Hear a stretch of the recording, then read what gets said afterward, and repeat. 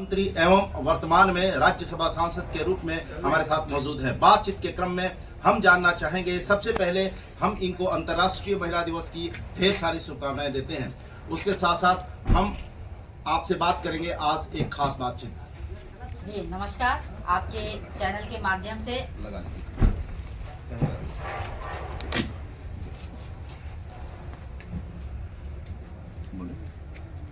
आप सभी को नमस्कार।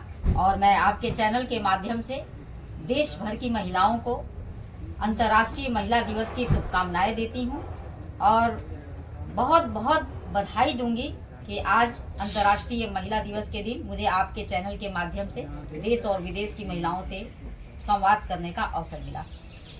सबसे पहले हम शुरुआत करते हैं, आज महिला दिवस के उपलक्ष्य में हम बात कर रहे हैं, जिसकी शुरुआत हम करते हैं कि मैडम आपकी इस पद प्रतिष्ठा तक पहुंचने में क्या प्रेरणा रही है? देखिए, आज मैं राज्यसभा सदस्य हूं और यहां तक आने के लिए मैंने एक लंबा सफर तय किया है। छात्र राजनीति से मैंने अपना राजनीतिक सफर शुरू किया और जिला पंचायत सदस्य, उसके बाद विधानसभा में विधायक मैं बनी और उसके बाद मैं महिला बाल विकास समिति की सभापति बनी। मंत्रिमंडल का दायित्व भी मैंने संभाला और आज आपके बीच में मैं देश भर की नारियों की प्रेरणा से आज राज्यसभा सांसद के रूप में हूँ। अपने बारे में शुरुआत से बताइए ताकि लोगों को मोटिवेशन मिल सके। कहां से जीवन की स्टार्ट हुआ था, राजनीतिक कदम कहां से स्टेप अप हुए थे और उस स्टेप अप का परिणाम आज इस पद तक आप पहुंची, इसके शुरुआत से लेकर के अभी तक थोड़े शब्दों में बताएं। देखिए, मैं आपको बताना चाहूँगी कि जब मैं इंटर की परीक्षा उत्तीर्ण की तो हमारे कॉलेज में महिलाओं को पढ़ने के लिए, बालिकाओं के पढ़ने के लिए दो विद्यालय अच्छे माने जाते थे। एक महिला महाविद्यालय गाजीपुर और दूसरा PG college Ghazipur. PG college Ghazipur को एजुकेशन था और महिला महाविद्यालय में केवल बालिकाएं ही पढ़ती थी, छात्राएं पढ़ती थी। लेकिन महिला महाविद्यालय में छात्र संघ का चुनाव नहीं होता था और मुझे लगता था कि यदि महिलाओं को, छात्राओं को राजनीतिक क्षेत्र में भी आगे जाएंगी तभी हमारा देश जो है आगे बढ़ेगा। और चूंकि पीजी कॉलेज गाजीपुर में छात्र संघ का चुनाव होता था तो मैंने पीजी कॉलेज गाजीपुर को चुना और आपको आपके चैनल के माध्यम से मुझे बताते हुए हर्ष हो रहा है कि यूपी टाइम्स चैनल को बताते हुए हर्ष हो रहा है कि मैं छात्रा प्रत्याशी के रूप में पीजी कॉलेज का चुनाव उस दौर में 1997 में लड़ी, जब लड़कियां वहां चुनाव लड़ना तो बहुत दूर की बात है, वहां पढ़ने से भी कतराती थी। ज्यादातर लड़कियां महिला महाविद्यालय में ही पढ़ती थी और गाजीपुर की नागरिकों के सहयोग से, पीजी कॉलेज के छात्र छात्राओं के सहयोग से, वहां के टीचर्स के सहयोग से 1997 में मैं छात्रा प्रत्याशी के रूप में छात्र संघ का चुनाव लड़ी और 3492 वोट पड़ा था टोटल, जिसमें से 2272 अकेले मुझे मिला था और बाकी प्रत्याशियों की जमानत जब्त हो गई थी। और वहीं से जब यह जीत गाजीपुर की जनता ने, पीजी कॉलेज के छात्र छात्राओं ने मुझे दिलाया तो मुझे लगा कि यदि महिलाएं भी कुछ करना चाहें तो केवल महिलाएं ही उनका साथ नहीं देंगी बल्कि पुरुष वर्ग भी उनका बढ़ चढ़ के सहयोग करता है। बहुत अच्छा। आप एक महिला हैं, क्या कभी ऐसा अवसर आया है जब जिम्मेवार पद पर बैठ करके आपको किसी महिला की मदद करके बड़ा सुकून मिला हो? ऐसा कोई वाकया हो तो बताएं। देखिए, आज तो हम राज्यसभा सदस्य हैं, इससे पहले मैं पूर्व मंत्री थी, विधायक भी रह चुकी हूं और ये इन पदों पे रह के तो मैंने अनेक कार्य किए हैं जो मैं उसका उल्लेख करना चाहूंगी। जब मैं कुछ भी नहीं थी, मैं विधायक नहीं थी, मंत्री नहीं थी, राज्यसभा सांसद नहीं थी और शुरुआती दिनों में जब हम लोग महिलाओं के साथ काम करते थे, गाजीपुर की एक अच्छी टीम थी हम लोगों के पास। आज भी वो महिलाएं कहीं न कहीं एनजीओ के माध्यम से या राजनीतिक प्लेटफॉर्म के माध्यम से इस जिले में अच्छा वर्क कर रही हैं। उन्हीं के सानिध्य में हम लोगों ने बहुत सी ऐसी महिलाओं के जिनके घर टूट गए थे, जिनको लग रहा था कि आत्महत्या के अलावा अब कोई चारा नहीं है, ऐसे कितने अनगिनत केस हैं जिसको हम आपको विधिवार बताएं तो काफी समय लगेगा। उन महिलाओं के घरों को हमने बसाया है और जब उनके घर बसते हैं तो अपने आप को सुकून का अनुभव होता है। कोई ऐसा कोई ऐसी महिला का हेल्प किया हो, कोई ऐसा परिवार का हेल्प किया हो, कुछ ऐसे लड़कियां औरतें जो सफर कर रही हों, ऐसा कोई वाकया आपके दिमाग में हो और याद जहन में हो तो कृपया उसकी जिक्र करें। देखिए, मैं वो अपने विधानसभा के चुनाव से पहले का एक वाकया बताना चाहूंगी। बाद के तो बहुत से वाकया हैं। पहले का बताना चाहूंगी कि जामानिया क्षेत्र की एक महिला थी, वो दिव्यांग थी और उसके ससुराल वालों ने उसको घर से बाहर निकाल दिया था और उसको रखने के लिए बिल्कुल तैयार नहीं थे। हम महिलाओं की एक टीम थी, वो महिलाएं आज भी बड़े सम्मान से गाजीपुर जनपद में अपना कार्य कर रही हैं और हम ये सारी महिलाएं मिलके वहाँ पे गए थे। आपका चौथा स्तंभ पत्रकार बंधु भी हम लोग के साथ थे और उन्होंने बड़े अच्छे से कवरेज किया था। तब जब हमने उस महिला को पूरे सम्मान के साथ उसके ससुराल वालों की सहमति से उसे उसके घर में रखवा दिया और बाद में 1 आध साल बाद हम लोग को पता चला कि उसके घर में किलकारी भी खिली, बच्चे भी हुए।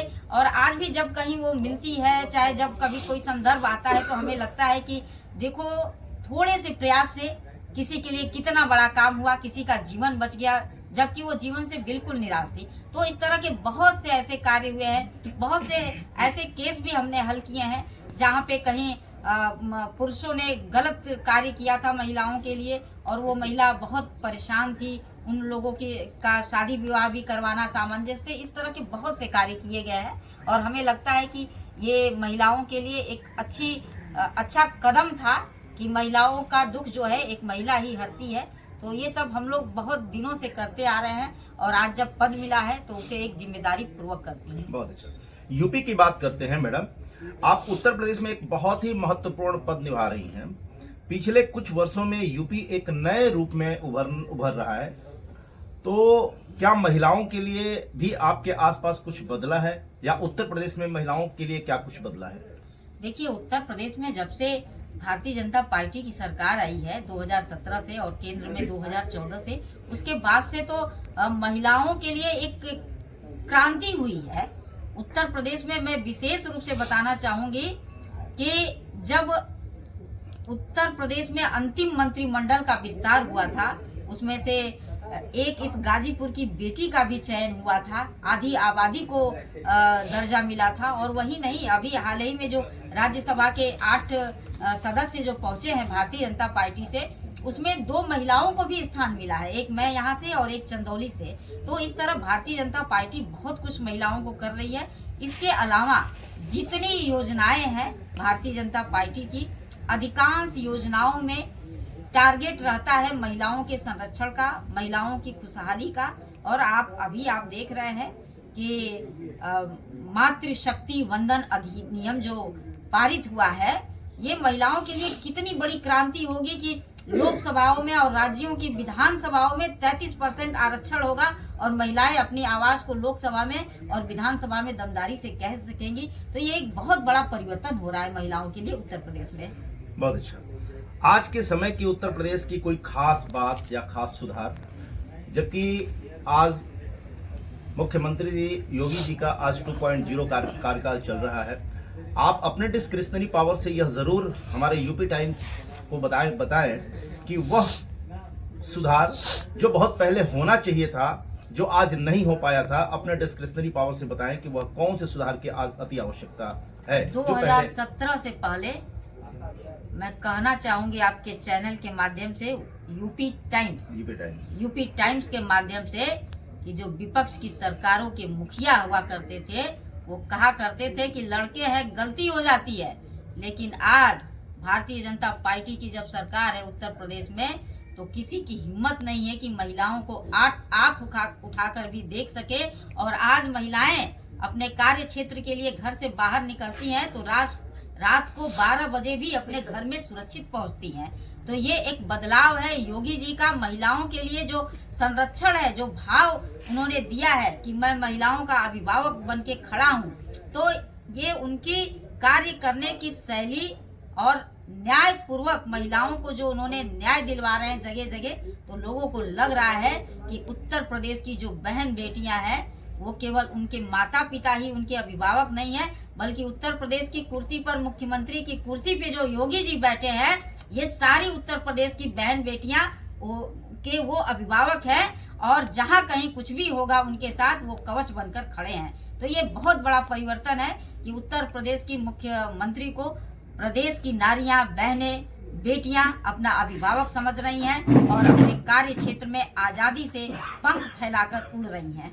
आज और क्या बदलाव होने की आवश्यकता है जो नहीं हो पाई है, यह सवाल था हमारा कि अभी महिलाओं के लिए ऐसा क्या उत्तर प्रदेश में होना चाहिए जो अभी नहीं हो पाया है और होना चाहिए। देखिए, माननीय नरेंद्र मोदी जी और माननीय योगी आदित्यनाथ जी, पूरे देश को जहां संवारा जा रहा है वहीं उत्तर प्रदेश की एक बड़ी भूमिका है देश को संवारने में। और आज उत्तर प्रदेश में जो बदलाव हम लोग देख रहे हैं तो हम कह सकते हैं कि निसंदेह हर चीज पे महिलाओं के लिए सोचा जा रहा है।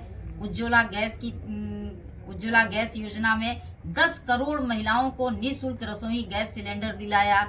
उनका जो है कि धुएं और उससे जनित बीमारियों से उनको दूर रखा गया।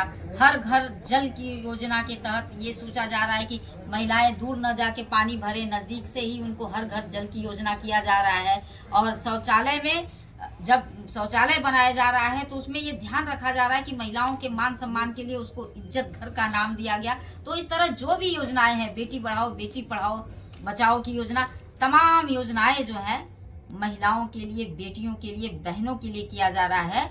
और आज महिलाओं के अंदर एक ये भाव जगह है कि आज बेटी का जन्म लेना कोई गुनाह नहीं है। मैं अपनी 2 स्वरचित पंक्तियां भी कहना चाहूंगी कि मैं बेटी हूँ भारत की बेटी। जब से 17 में नरेंद्र मोदी जी आए हैं, 14 में नरेंद्र मोदी जी आए हैं और 17 में हमारे योगी बाबा जी आए हैं, तो एक भाव जगह है। और मैंने लिखा है, मैं बेटी हूँ भारत की बेटी, यदि पुत्र होना एक पर्व है, यदि पुत्र होना एक पर्व है तो मुझे भी अपने जन्म पर गर्व है।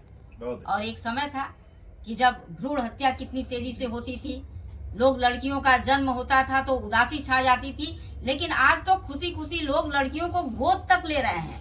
अपनी संतान तो जो हो रही है, लोग खुशी खुशी गोद भी लेना है तो लड़कियों को ले रहे हैं। तो ये एक बड़ा बदलाव है, एक बड़ी क्रांति है कि लड़कियों को जहाँ यत्र नार्यस्तु पूजयन्ते रमन्ते तत्र देवता का हमारा देश है, और आज वो फिर से यहाँ पर भारत देश पर हमें देखने को मिल रहा है।